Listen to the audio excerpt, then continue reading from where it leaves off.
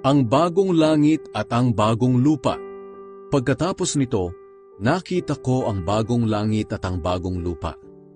Naglaho na ang dating langit at lupa, pati na rin ang dagat. At nakita ko ang banal na lungsod, ang bagong Jerusalem na bumababa mula sa langit galing sa Diyos.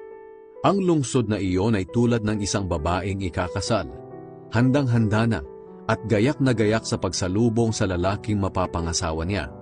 Narinig ko ang isang malakas na sigaw mula sa trono. Ngayon ang tahanan ng Diyos ay nasa piling na ng mga tao. Mananahan na siyang kasama nila. Sila'y magiging mga mamamayan niya, at siya'y makakapiling na nila, at magiging Diyos nila. Papahirin niya ang mga luha sa kanilang mga mata. Wala ng kamatayan, kalungkutan, iyakan o sakit, sapagkat lumipas na ang dating kalagayan. At sinabi ng nakaupo sa trono, binabago ko na ngayon ang lahat ng bagay. At sinabi niya sa akin, isulat mo ang sinasabi ko, dahil totoo ito at maaasahan. At sinabi pa niya, naganap na ang lahat.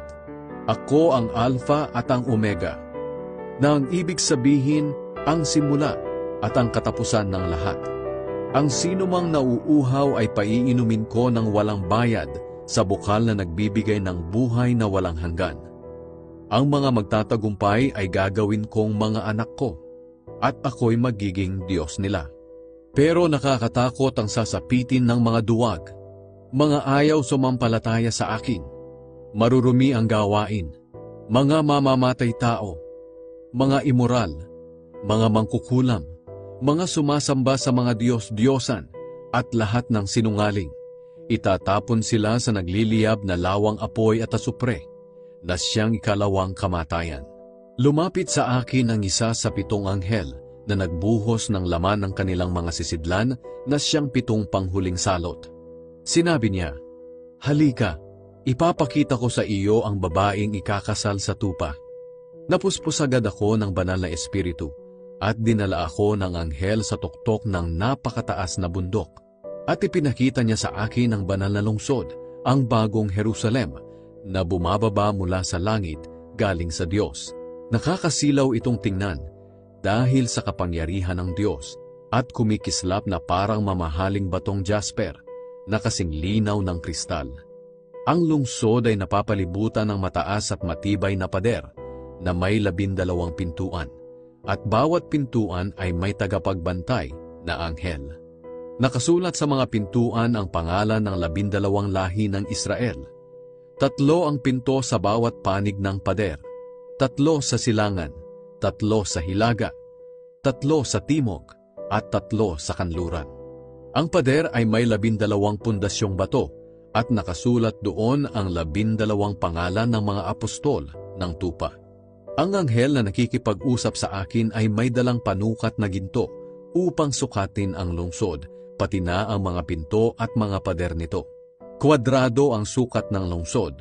Pareho ang haba at ang luwang, 2,400 kilometro. Ganoon din ang taas nito. Sinukat din niya ang pader.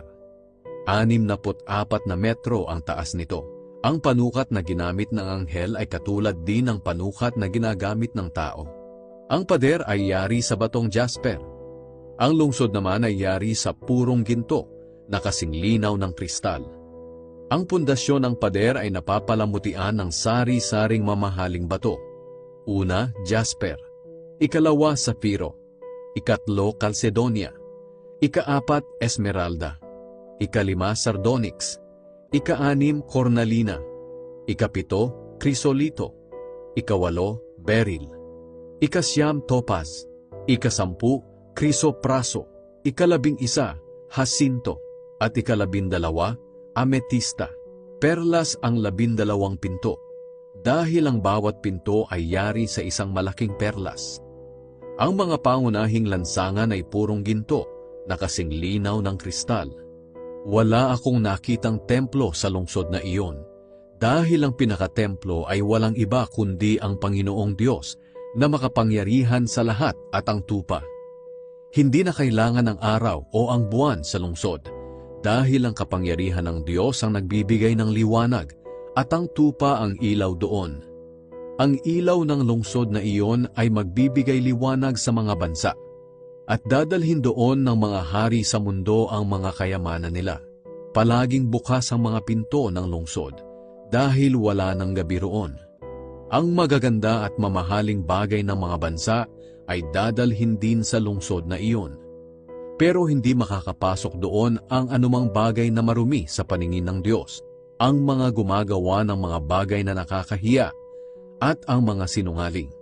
Ang mga makakapasok lang doon ay ang mga taong nakasulat ang pangalan sa aklat ng tupa, na listahan ng mga taong binigyan ng buhay na walang hanggan.